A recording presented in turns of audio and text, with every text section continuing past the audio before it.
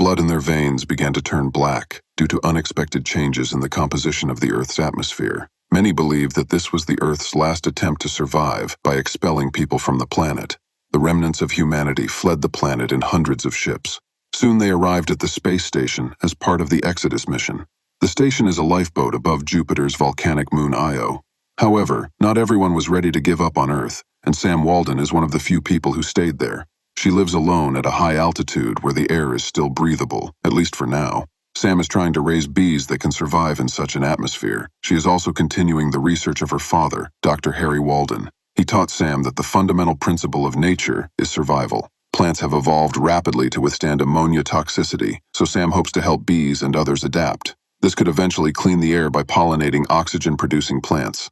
Sam and Dr. Walden believe that humans are heading to the stars in search of salvation, not realizing that they are already on the best spaceship for life, Earth. They are confident that humanity will be able to adapt and thrive on Earth again.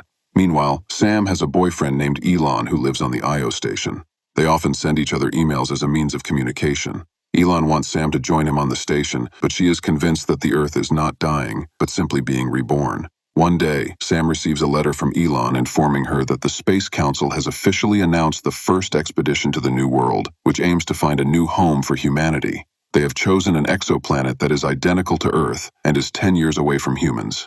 All of Elon's friends have applied to join the expedition. He also reports that the announcement of the expedition to the New World has serious consequences for the Exodus program. Before she can finish reading the letter, Sam's computer crashes, and she takes her all-terrain vehicle to an old, abandoned library. There, she looks through a book on mythology, but a huge storm suddenly approaches, forcing her to quickly return to her shelter. Sam repairs the computer and continues to read the letter from Elon. She learns that the Council's decision to announce an expedition to the New World changes everything.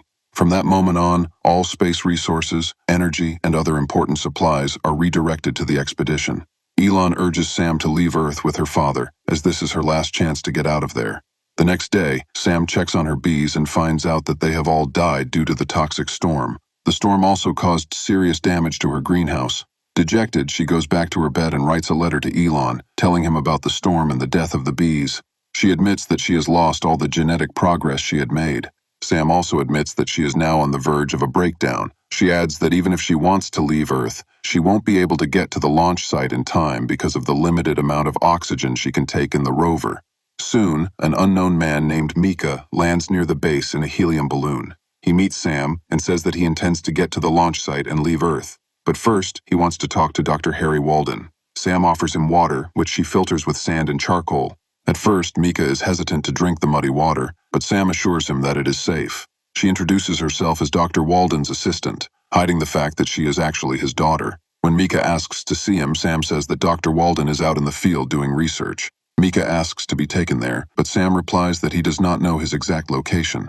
As a result, Mika decides to wait for the scientist, and Sam prepares a meal for him. She treats him to fresh vegetables from her greenhouse. At lunch, Sam asks if there are any animals left in the big sea. One of her dreams is to see the cold wind from the sea. But Mika answers that there is nothing left on Earth. All animals are extinct, and even microorganisms are dying out.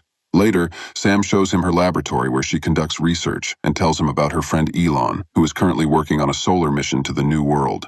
She then plays a pre-recorded audio of Dr. Walden on the radio for the people left on Earth. This surprises Mika, as he thought he was listening to Dr. Walden live. Sam explains that this is standard protocol during Walden's absence, and he will probably return tomorrow. The next day, during the conversation, Sam suddenly admits that Elon is not her friend, but her boyfriend. She asks Mika if he thinks that's weird, but he replies that there's nothing wrong with loving someone who lives millions of miles away. Then he tells her about himself, admitting that he once wanted to become a teacher, but things didn't go as planned. Sam is impressed by Mick's honesty and finally admits that she is Harry Walden's daughter. She then takes him to the greenhouse and shows him how she hand-pollinates her plants now that all her bees are dead. Sam has 3 plants: corn, pumpkin, and beans. The corn provides structure for the beans to grow, and the pumpkin covers the soil. The beans, in turn, provide nitrogen. Mika seems bored with this conversation, so he changes the subject and asks about her tattoo. Sam explains that it is Euler's equation and Novak's evolutionary capacity equation. She explains the latter equation and tells him that the symbols on the left represent all possible chains of molecules, and the symbols on the right represent selection pressure and fitness. In short, life requires molecules that are affected by selection and mutation forces. If these conditions are met, self-replication occurs. When Mika asks about the markings on her ribs, Sam explains that she got them to improve her immunity. She also shows him a video clip of a pig that Dr. Walden raised in his lab. Although the pig died after being exposed to toxic air, it was still a significant achievement. The next day, Mika finds Dr. Walden and his wife June's old bedroom. He asks Sam about her mother, and she confesses that June became ill and died. Hearing this, Mika accuses Dr. Walden of keeping them on this toxic land, which led to June's death. He suddenly runs to her lab and breaks down the door to Dr. Walden's office. It turns out that the room is in bad shape, and it looks like no one has been there for a very long time. It is at this point that we learn that Dr. Walden is actually dead. The movie goes back in time. After many years of living on a destroyed planet, conducting experiments and losing his wife, Dr. Walden has come to the conclusion that the planet is no longer salvageable. He asks Sam to leave Earth and fly to Io, but she refuses to leave her father. Dr. Walden explains that sooner or later she will have to leave because she will be alone after he dies due to health problems. Back in the present, Sam takes Mick to the place where her parents are buried. After paying tribute to the dead, Mika declares that he is going to take Sam to the spaceship with him. He also makes it clear that he will not take no for an answer, so she reluctantly agrees. Later, Sam writes to her boyfriend that she has decided to leave Earth forever and that they will be reunited soon. When she is packing her things, she notices that a queen bee has been born in her hive, and this bee turns out to be resistant to the toxic air.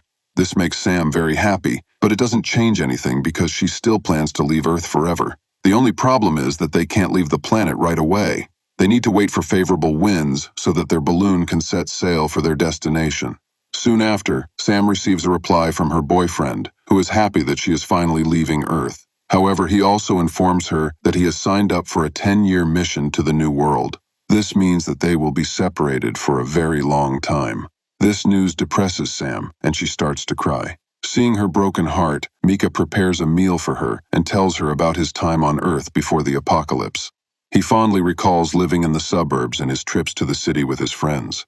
As time goes on, Mika becomes increasingly restless, waiting for favorable winds to set sail for the New World. Meanwhile, Sam begins to feel lonely as her boyfriend has become distant to her. She begins to grow closer to Mika, and they eventually make love. The next day, he wakes up to find out that the launch to the spaceship has been moved to a different location, which is far away from the previous one. Mika checks his helium supply and finds out that he doesn't have enough fuel for the expedition. He becomes frustrated and complains that he is being followed by bad luck.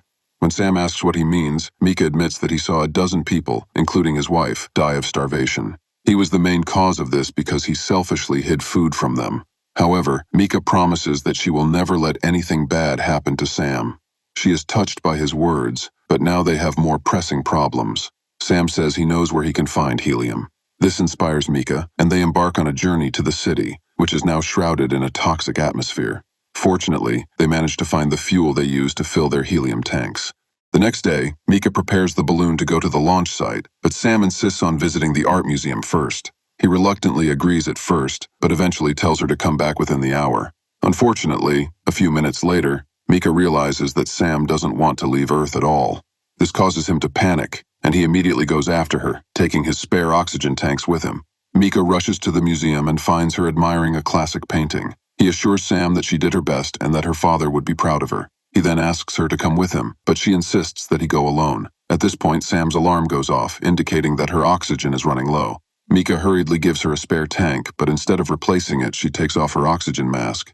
Sam inhales the toxic air, and everything gradually goes dark. The movie takes us to the future, where we learn that Mika traveled alone in the spaceship. As for Sam, she survived and decided to stay on Earth.